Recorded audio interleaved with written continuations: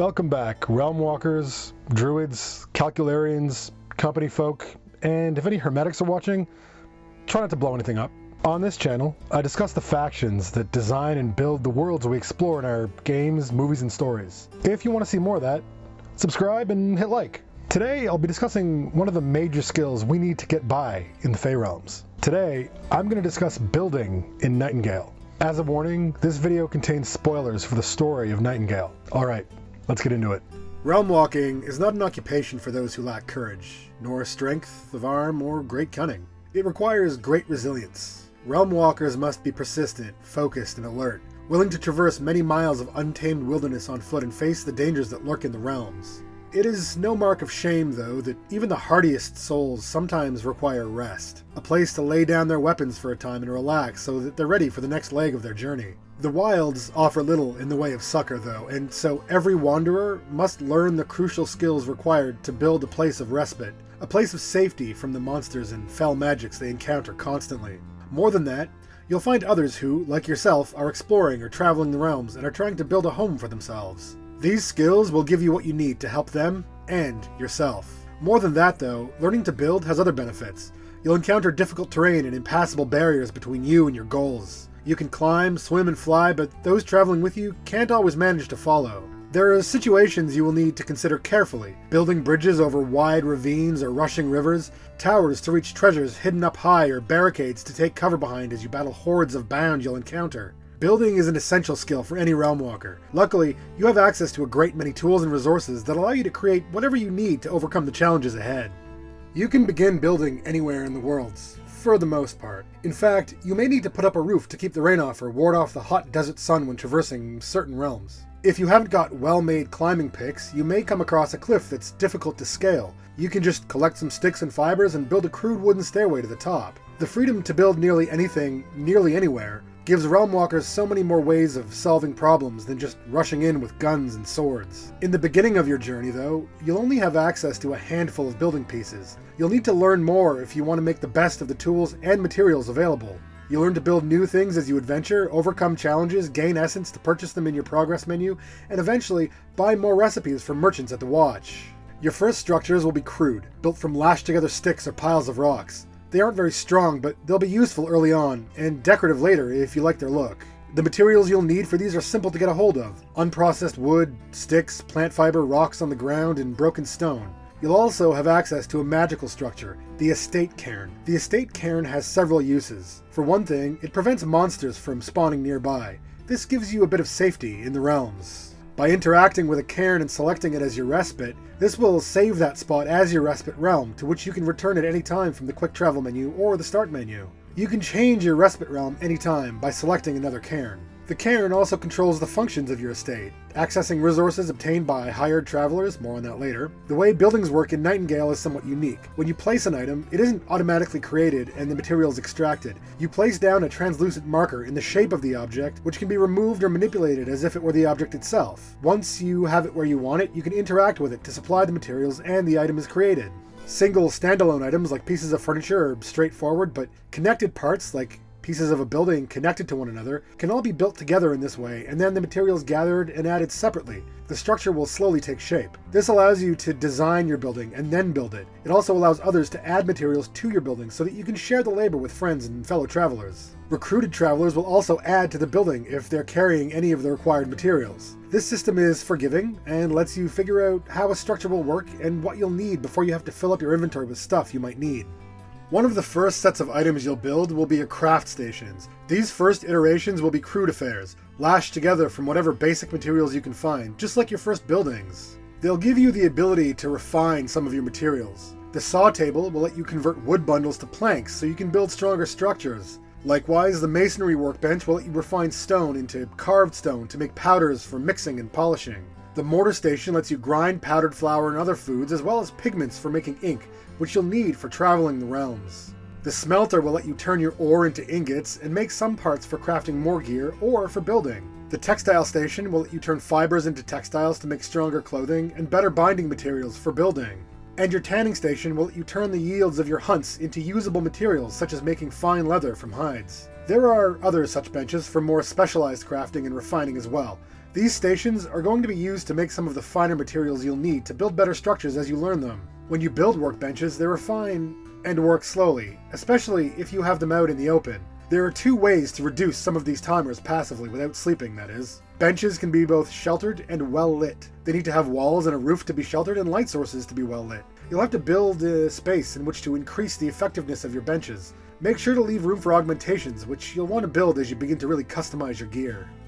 Once your estate has the most basic accommodations, beds for sleep, a workshop, and a place to cook your food, you may want to share your space with others. As you travel, you can offer aid to those wandering the realms. When you've completed the tasks they've given you, you'll often be offered their calling card. By taking it, you can bring it back to your estate and hire them to perform simple tasks. You'll need to have farming stations built to do this. You can assign them to work at these stations, and they'll passively gather simple materials to free up your time to explore the realms and look for rarer resources. You can build a farming station. These stations allow your hirelings to gather plants such as wheat, fruit, vegetables, and plant fibers. All things you'll need a lot of. You can build a mining station where your hired travelers can gather simple stone, tin ore, and some other materials useful for building and simple crafting tasks. And you can build a fishing station so that you can have access to certain varieties of fish that you can use to cook for food, produce oils, and refine into other basic materials. The materials gathered in this way will be placed in the storage section of your estate cairn. Your workers will work continuously, so be sure to check that your storage isn't too full.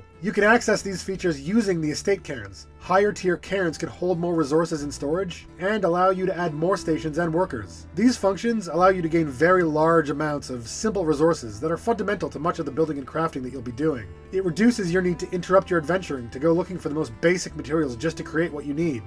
Higher tier resources increase strength and durability of items, though making buildings out of stronger materials may quickly become untenable, especially as you'll need these resources to make your gear. The basic materials you'll want to refine for building parts include tin for ingots, plant fiber for fibers and ropes, sandstone for some buildings and powders, and simple wood bundles for planks. Your basic building parts will be pretty weak no matter what you build them from. As you learn higher tier pieces, they'll be stronger. Strength is important because some of the monsters roaming the realms will likely attack if they get too close. They'll break down doors and walls to get to you if you don't defeat them in time. It's also important because no matter how careful you are, a single stray bullet or careless swing with an axe or pick can damage your structures or destroy them if your weapons and tools are well made. This can be annoying because if you destroy too many of your pieces, you'll have to remember how you had them built in order to rebuild them. If you're lucky enough to just do some damage to a piece, lowering its durability, you can repair it. You'll learn to create hammers. These are tools that can be used to repair your damaged buildings. Higher tier hammers increase the amount of damage repaired. Repairing large stone structures with a hammer made from a rock tied to a stick will take far too long. You'll want to craft something finer. To repair a tile or building piece, simply strike it with the hammer as if you were attacking. An amount of damage will be repaired in this way. The process doesn't require the use of materials and is quick. You can do it fast as well to shore up structures during battle if you want.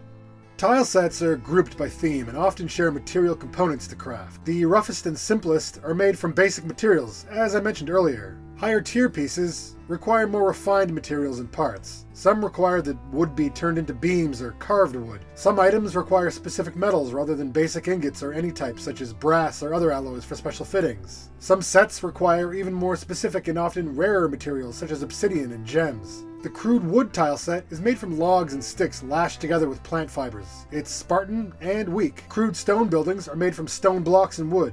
They're also fairly weak and lack decoration. Your Tudor tile set is a little more refined, being built using some refined materials and parts such as beams and bricks. They resemble half-timbered structures. Desert parts are made from bricks and finely carved stone. They're highly decorative and feature pillars and finely shaped doorways and windows. The shack tile set is made from stronger wooden parts than the crude pieces. They require refined lumber and beams to build. The frontier pieces are made from wood and ceramic. They're also finely painted and require paints to produce. Bhutan pieces also require paints and some ceramic parts, but they use more wood to create ornate structures. Stave structures are finely ornamented and require gilded materials and carved wood.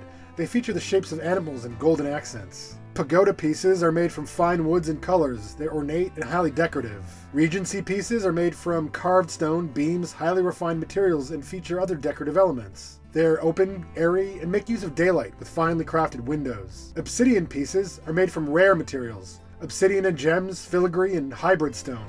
They represent the mystical workings of the Fey Realms and are highly decorative. Then there are the barricades, simple walls and spiked barricades made from simple materials that you can erect quickly and in the heat of the moment to protect yourself against hordes of enemies. They'll prove useful. When you open your build menu, you'll have access to estate structures, tile sets, crafting benches, augmentations, furniture types, and lighting. You access these through your build menu by pressing the B key. Each category in the build menu contains several subcategories based on item type or tier within that category. Clicking on the part will let you place it. To the right is a small menu listing your other building controls, including deletion, movement, and listing your build limit. More on that later. You can open this menu anywhere, which is helpful when you need a quick escape or a way to solve a problem you've encountered. When you step into a new realm and open your map for the first time, you'll see a number of challenges that you can take on, like infestations to clear or puzzles to solve. You may also encounter an icon that looks like a crumbling brick wall. This indicates the presence of an aid mission.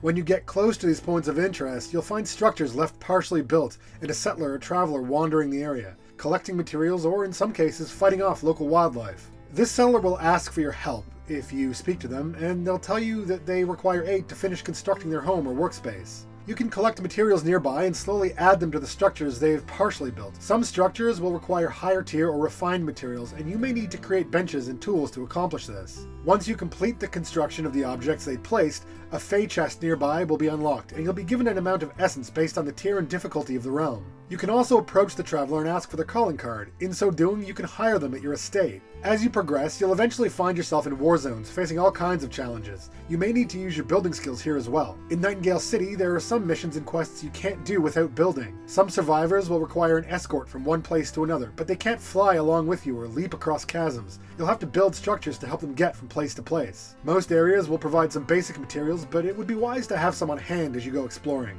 This lets you put all of your skills and tools to use, not just your magic and combat abilities, so be sure not to neglect any area of study available to you as a realm walker. You never know what you might need. When you open the build menu, you'll see on the right side a bar that slowly fills as you build.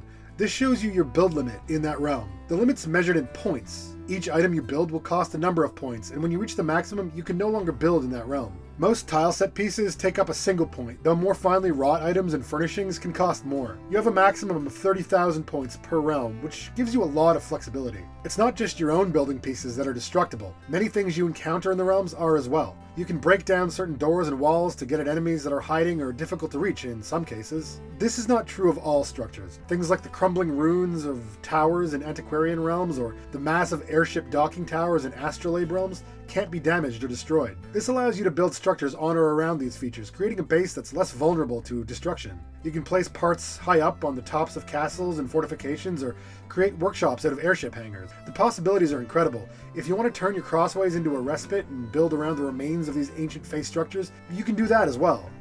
And of course, no workshop or base is complete without some decorations to make it feel more like a home. You have access to all kinds of decorative items, finely carved furnishings, or rough pieces for a dark forest aesthetic, if you like. You can create gardens and manicured lawns, or construct a dark tower full of hidden magical secrets. So many lighting options at your disposal can give you any kind of atmosphere you wish. Fine brass chandeliers or miner's lamps, massive lampposts or simple candlesticks can keep your workshops well lit and match your style at the same time. You can create huge feast halls to share with friends or display your most macabre items around your walls or on shelves. Have a roaring fire giving warmth and light. Fill your space with chests and armories to store your most treasured items. You can create so many different types of space, and you can also share them with your fellow realm walkers. Build communities in small towns, create a massive mansion where you can all build, craft, rest, and repair. If you cultivate your skills and learn as much as you can, you'll be able to make nearly anything you need in the realms. No doubt, you've discovered many uses for your skills beyond just putting up some walls to prevent attack or a roof to keep the rain off. You'll build yourself a home, or several throughout the realms, places where you can stop, rest, repair your gear, and stock up on resources. You may have created small communities of realm walkers, and side by side you battle through the realms to find your way back to Nightingale City and take back your home. The resources available and the magical nature of the places you'll encounter allow you to build high towers of gleaming stone or magnificent mansions in places atop the ruins of those who came before you. Your workshops will possess every tool you need to make and improve your equipment, using the treasures you found to infuse them with magic. Fighting your way through the many challenges you'll encounter can be tough, and you'll need to rest up from time to time as well if you're to be in good shape for the journey ahead. So build something you can be proud of. A place where you and your companions can find the respite you need and make yourself ready. You have a long road ahead, Realm Walker. We Realm Walkers have built some amazing things in our travels. There are so many different ways to make your home in the realms. I want to thank you all for watching. I appreciate everyone who does, especially if you stick around to the end. So, if you liked the video, please hit like. And if you're tired of trees falling down and breaking all your stuff, hit subscribe. And hey, if you want to talk about some of the cool stuff you've built, let me know in the comments down below. Oh, and before you go, I want to give a shout out to my patrons who help support the channel. Our $10 patron is Watuki at the artisan level. If you want to get your name in the credits, head on over and sign up. The Patreon link is in the description. You'll get access to an exclusive Discord and some exclusive art and stories that you can use or discuss and contribute to. And remember, enemies can't hit you through walls, but they can knock them down, so build them strong. Alright, thank you all. Bye, Internet.